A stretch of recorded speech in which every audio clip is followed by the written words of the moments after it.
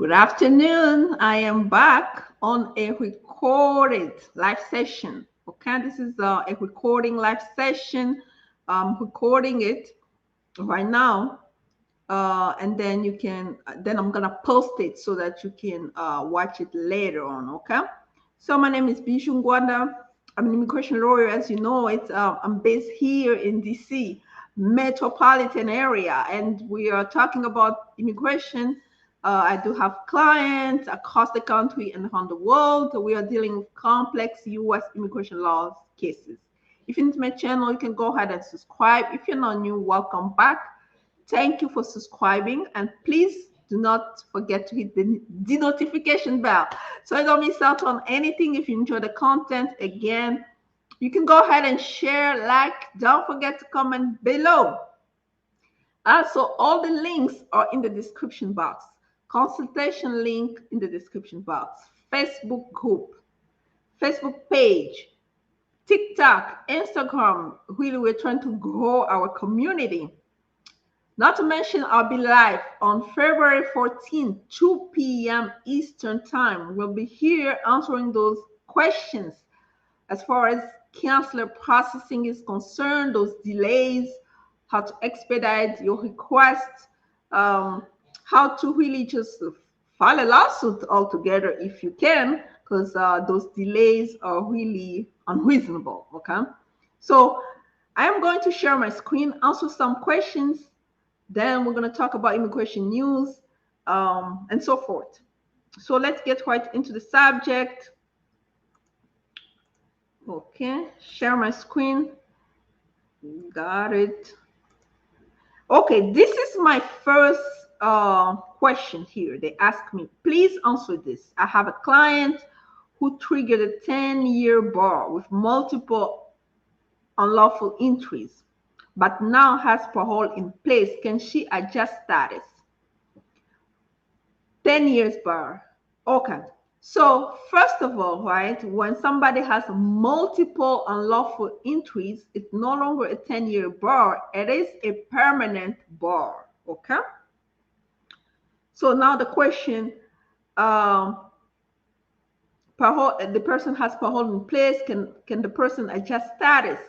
Parole in place, what it does, it's just it waives illegal entry, right? Waive illegal entry. You know how people have entry without inspection? Parole in place is like entry with inspection. But because the person has multiple unlawful entries, the person is actually under the bar, the permanent bar. So in order to adjust, the person will need a waiver and just hope that it gets granted. Okay? So the one of the only time under limited circumstances the person will be able to adjust without needing a waiver is if the person has a military deferred action. That is basically when they withhold the deportation. At that point the person can adjust, again depending if the person is adjusting under family base, right? Because if you're adjusting under employment base, we still go back with the rules of employment, because a lawful presence prior, the parole in place does not waive unlawful presence. Parole in place waive unlawful entry. Okay, there's a difference. We have unlawful presence, we have unlawful entry.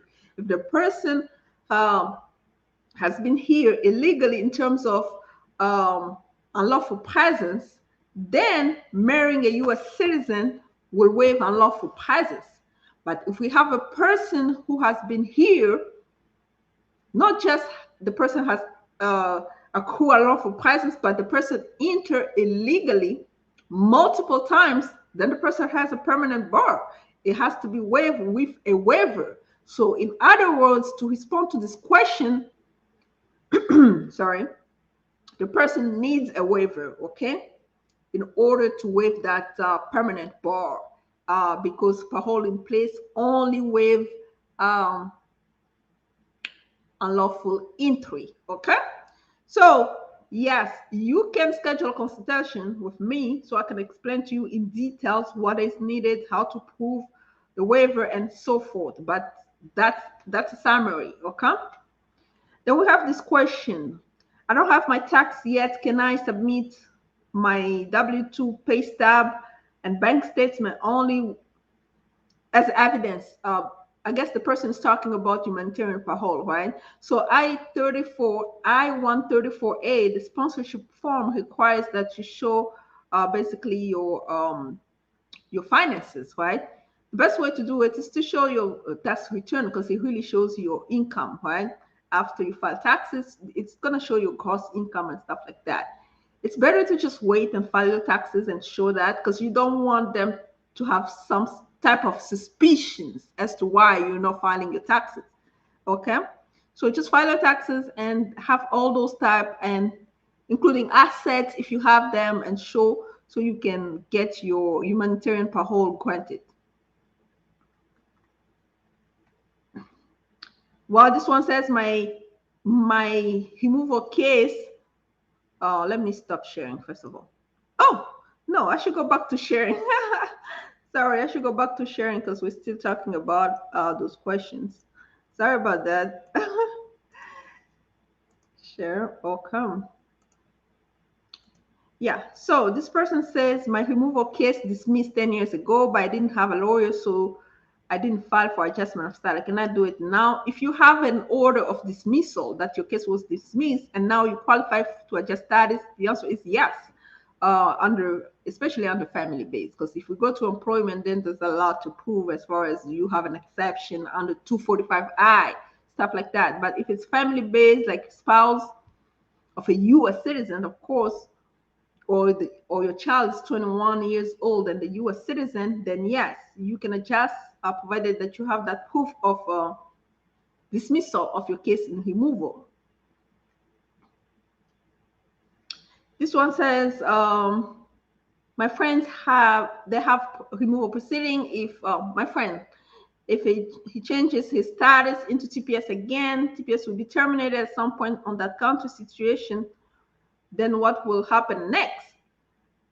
Removal proceedings, is the case pending? That's the first question, right? So, they have, well, in other words, right? Let's just answer it this way. TPS is a legal status that has been given for temporary period of time, right? If you are in removal, well, we advise that you apply for TPS because at that point you have TPS and you might add it to your defense so that you don't get removed. So TPS is not really undermining your case in removal. Okay. So yeah, the answer is just apply for TPS and have it. It's not like you're going to change your status, just like you're going to have a TPS and whatever you had before. So if you TPS get terminated, then you go back to what you had before. TPS is not going to erase your current status. That's what I'm trying to say. And this one says, on a separate topic, can a U.S. citizen couple petition for the later children of their married adult adoptee daughter whom they have adopted as adult? Okay. The question really is, are you trying to petition for them under what type of petition? Because there's no such petition for grandchildren. So what you're going to have to do is adopt them and follow proper adoption procedures. The way you adopted those daughters, the way you're going to adopt them. And as a matter of fact, how do you adopt a adult daughter? That's kind of interesting. Okay. But anyway, you're going to have to adopt them and follow proper adoption procedure.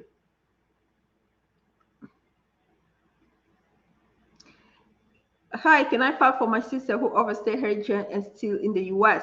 Well, this person, I've already answered her. Siblings petition do not waive unlawful presence. You can file for them under sibling petition. Are they going to just in the U.S.? No. If they go back, they're going to be barred for 10 years, depending on how long they've been unlawfully present. Yeah, so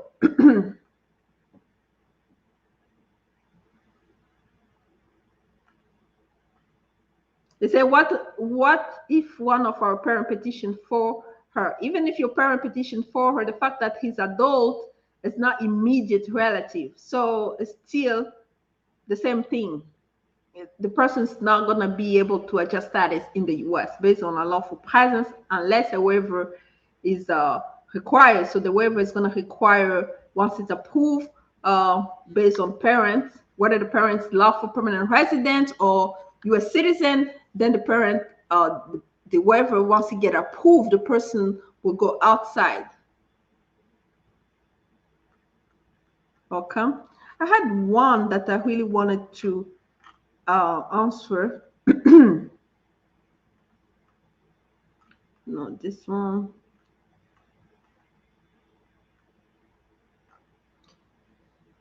Okay, I'm trying to find one that was actually complicated question. Give me some moment.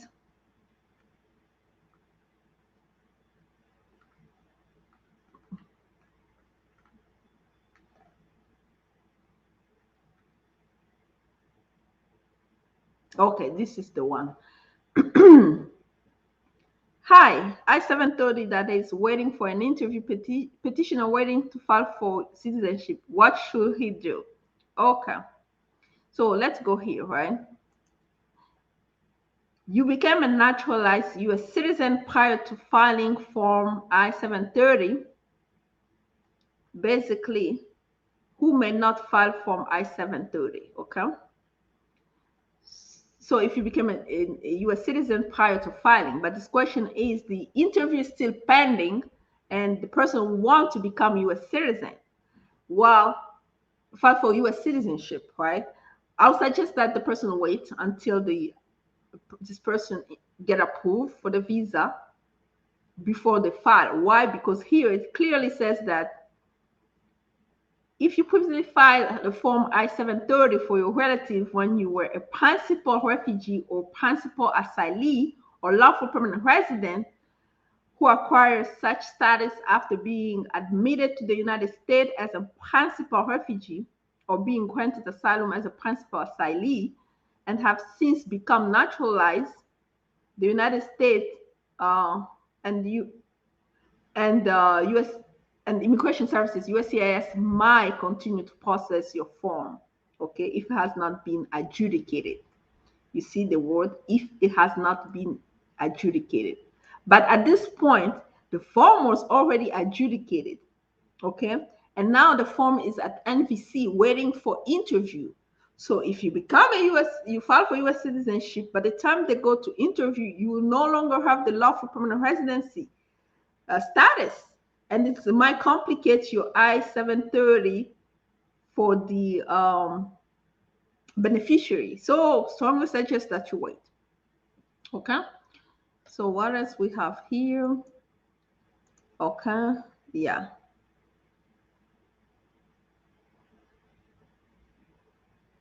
Okay. So those are the difficult questions that I wanted to answer.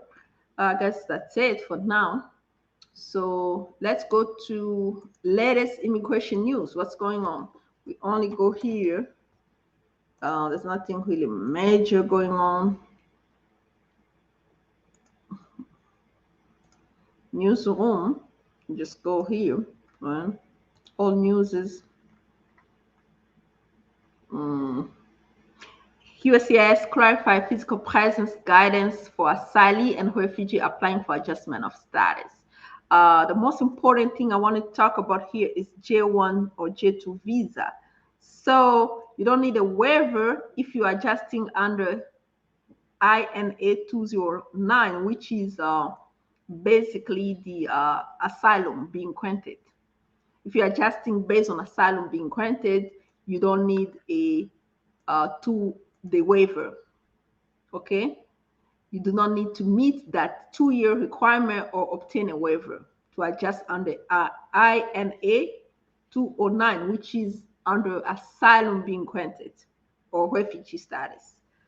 But if you're adjusting under marriage or in employment, my friend, you need to obtain the 2 years waiver requirements. Okay. So that's the most important thing about that. Then we have what? cap reached for additional returning worker. The cap has been reached. They're gonna redesign green card employment authorization document. Okay. H-1B initial registration open on March 1st. Yeah, if you have somebody petitioning for you for employment based, the H-1B registration opens on March 1st. Don't miss it. That's the most important thing. Stop sharing. Okay, so sorry, this cough. I'm telling you, this thing is going forever.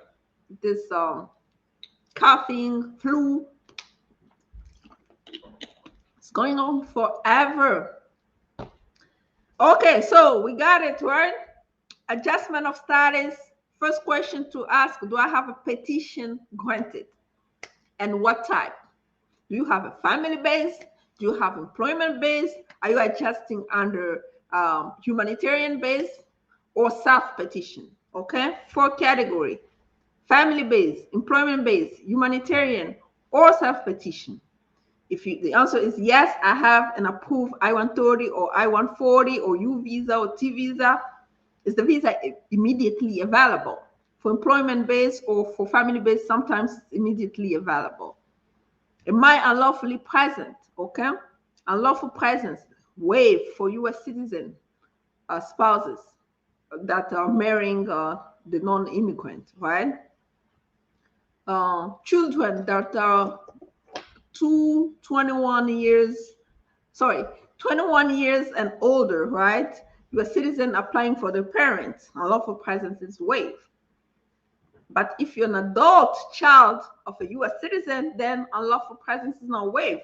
Then we see if you have met the exception 245(1)(a), or you have met the exception for technical reasons. If not, then consular processing is required, provided that you meet the requirement for I-601A waiver for unlawful presence. Those are the main things. Then we go to specifics based on case-by-case basis, okay? So go ahead and schedule a consultation by using the link in the description box. And I'll be live February 14th, 2023, 2 p.m. Eastern time to take your questions live. I'm going to share the link for those who are interested, okay? When we come closer to that date, I'll share a link. Those who are interested can get into the live session and ask the question live, okay? So until next time, please share, okay? Share this video with your friends and family members, okay? Until next time, bye-bye.